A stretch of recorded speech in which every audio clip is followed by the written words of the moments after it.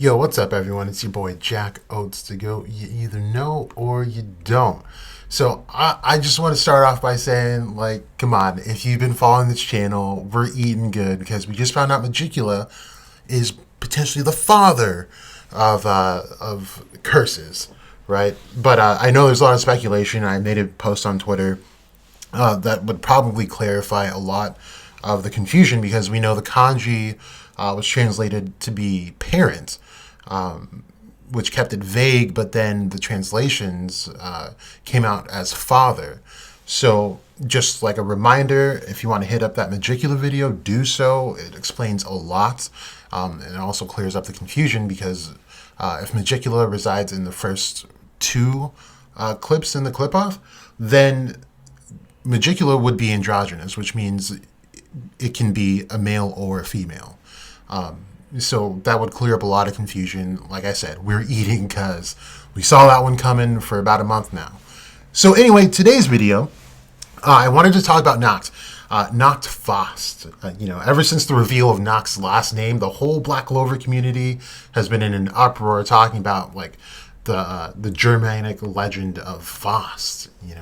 And for those that don't know, Faust was a man who became exceedingly like uninterested with life in general, and in an effort to spice things up to gain knowledge and other worldly pleasures, he sold his soul to the devil.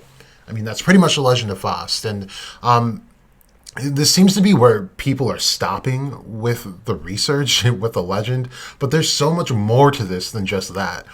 See, when Faust offered his soul, he was met by a demon by the name of Mephistopheles.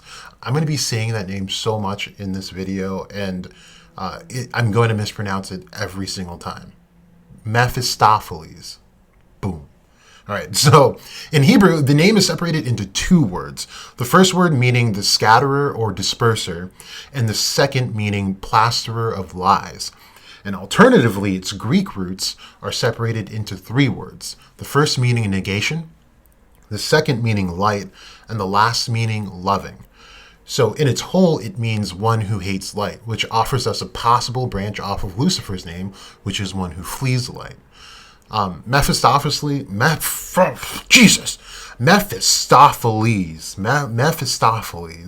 is he is known to be dark down to his very core. However, there is a character conflict presented in his lore. See, Mephistopheles, I said it right that time, is a servant of Lucifer, and his role is to search for souls to corrupt and send to hell. But when he revealed himself to Faust, Mephistopheles states that he does not want to, neither does he enjoy the task beset upon him by Lucifer. Mephistopheles even goes out of his way to warn Faust not to go through with this bargain and states that he's in his own hell, which could fall upon Faust as well should he follow through. Whether or not this was to appeal to Faust's like good humanly nature was unknown, but the two of them ended up striking a deal anyway, where they would not search for souls to corrupt, but rather just collect the ones that were hellbound anyway. The bargain resulted in Mephistopheles pairing with Faust, granting him power and knowledge, but only for a certain amount of time, and it was 24 years to be exact. Once that time is up, the contract will have reached completion, and Faust would die and be sent to hell. Now, before I get into the conspiracy of Mephistopheles, I want to go over some points that this character parallels from and the lore translated to the series. So from the Greek breakdown of his name, it can make absolute sense that Mephistopheles, his magic, is shadow magic. You'd probably ask how that's so, because we're familiar with Nacht having shadow magic himself. But let's look at the lore. In lore, Mephistopheles is invisible to everyone except for Faust himself. However, they note that he takes on whatever shape he pleases, whether that be an organic form or inanimate. They do note that he takes shape of like a certain priest, like a gray priest figure, or a bell, which is, just weird things to transform into, but that's what they state, which leaves the word invisible up to interpretation. So let's take Mystique from X-Men, for example, right? She can change into whoever she wants. So if she transformed into a random person and blended into a crowd, you wouldn't see her, but it's not because she's actually invisible, but because you don't know who or what you're looking for. So here's what I'm thinking. Mephistopheles is actually Nacht's grimoire. We have to remember that Jack said that Nacht's power was different from when they first encountered each other when he was in the Aquadeer. So I think it's plausible to think that Nacht did in fact sell his soul, and the cost was his grimoire and magic, giving us the reason behind why this grimoire seems to have no origin at all. Then we have to look at the personality of Nacht. I think a few things could be happening right in front of our very eyes and we just don't realize it. Nacht seems to shift between moods or personalities, and it is my belief that instead of Tabata using different text bubbles, as you see with the different demons in this series, you have Zagrid with a specific text bubble, Lucifero, Magicula, and so on. Instead of that, I think he's using Nacht's dark expression as a literary device to show us when Mephistopheles is speaking. Then there's this extremely light side to Nacht, but that's going to be a little further into the analysis. It's going to be a little further. But another thing to note about this relationship between Faust and Mephistopheles is that they are described to be spectators in a sense. But I'll come back to this part in just a bit. But knowing that the role given to them by Lucifer is to corrupt souls to send to hell, look at who Nacht has made contact with so far. We see him nab one of the Dark Disciples in Dante's room. This is a soul that is already corrupted, which fits the agenda of the lore behind both characters. Now we see him with Asta. And if we look at Asta is a boy that's not only partnered with a devil, but a boy who sacrificed a part of his body in real time, meaning his soul has in turn been corrupted by the forces of the underworld. So let's start with the conspiracy of Mephistopheles. See, everything I told you is not even of a devil that belongs to any demonic compendium. This is an idea in a story more than it is an actual being, but it does have some factual roots. In lore, he is described as one of the 7 great princes of hell and stands under the planet Jupiter. Now, here's where things, we start diving into the rabbit hole. His regent's name is Zadkiel, and Zadkiel is an angel, not only that, but one of the 7 archangels, which makes him the mirror of Mephistopheles. You probably see where I'm going at this point, right? So we already know Qliphoth is the shadow of the Sephiroth, and it just so happens that Zadkiel holds the 4th position on the Sephiroth, and that position is Chesed, which means his shadow is the Gogslibah. I really tried to say that. I think that's how you say it. Gogslibah.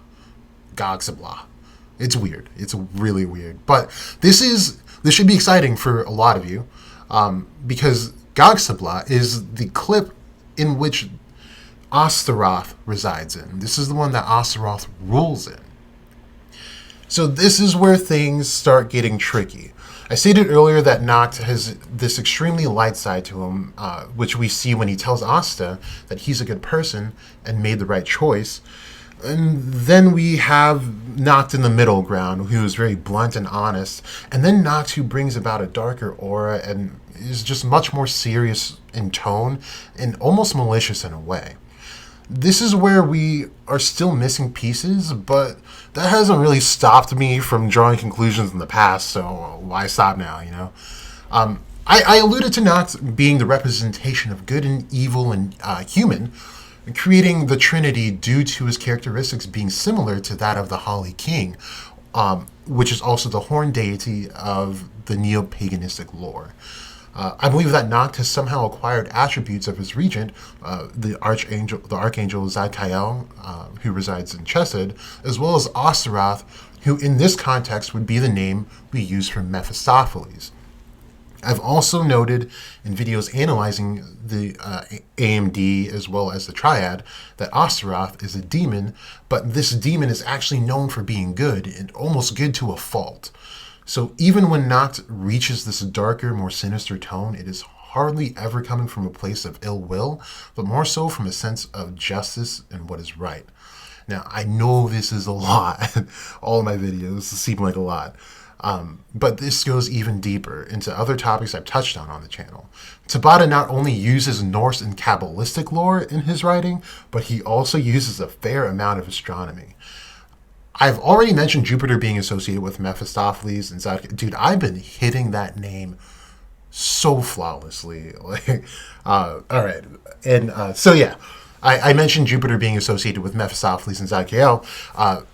In direct relation to Zadkiel is a being named Siddiq, who is the manifestation of righteousness and justice. But even more so, there's a figure in Norse lore named Aldegund.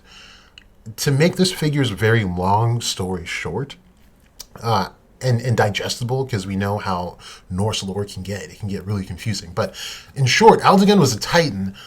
His purpose was corruption and resided over the shadows. This is like a direct correlation. Now, he was the product of Agmund, who is a Jotun who died in the Jotun Civil War, which was also noted to be the first Ragnarok. Now, before Agmund's death, he gave Aldegund the blood of Yggdrasil, which empowered Aldegund tremendously, but by the time Aldegund overcame this agonizing process, the Jotun Empire had fallen and he had sworn to bring rise to the Jotun Empire again. So if you'd watched my Jotun's conspiracy video, you know exactly what I'm touching on. Now, one of the things I want to note is that this Jotun Civil War was denoted as the first Ragnarok. Now, they say first because the second one is what Aldegund is trying to bring about. Because Ragnarok is a Titan. And not to say that all Titans are Jotun, but these lines are so obscure. And even when you talk about things like dwarves, it's not just a matter of height. It's just a matter of the role that they play. And neither one signifies good or evil in just the name. So that's when you get things like Jotun doubling up as a god or a devil. So things can get really confusing and can hit areas of gray and overlap. So I'm trying to make it as accurate to the series as possible when I say this. But this is where a conflict comes in with Nacht's agenda.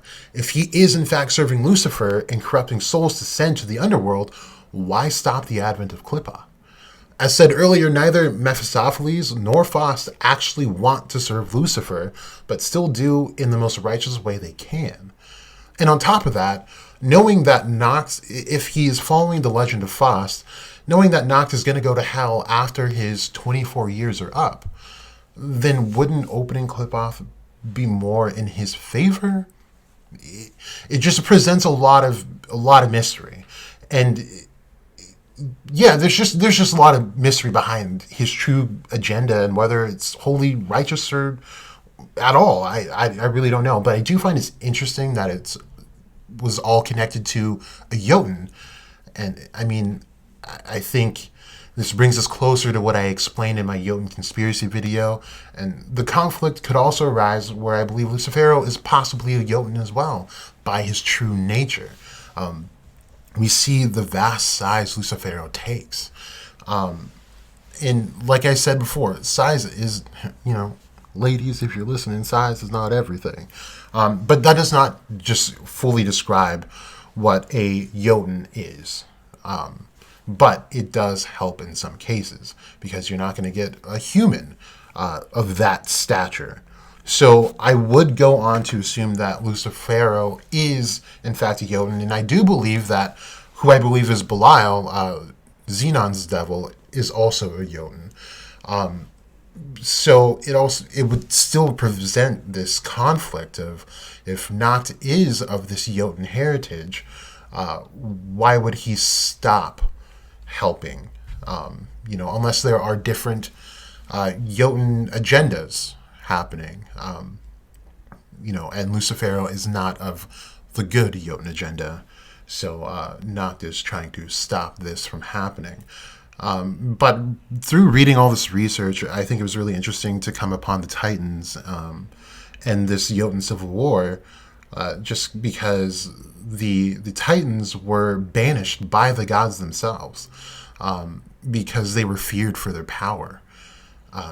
And if we take that and apply it to this, we see that in the clip art, there are seals on each level, and Nacht shows this in the meeting for the captains.